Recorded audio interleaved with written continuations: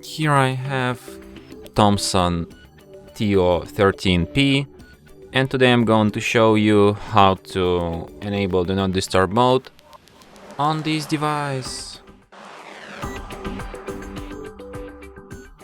So to do this, firstly you have to go to the upper bar, and here you can find the button Do Not Disturb.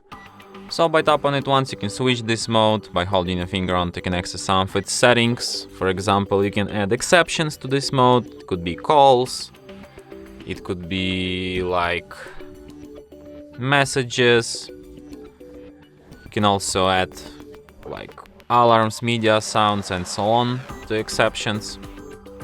You can also restrict notifications, like you can disable only sound from notifications, you can disable sound and visuals, and you can also adjust which stuff you want to disable and which you want to leave on. You can also set up default duration of this mode, and you can set up a schedule for it, like you can select days on which it will be active, start time, end time, and yeah. And that's it. Thanks for watching.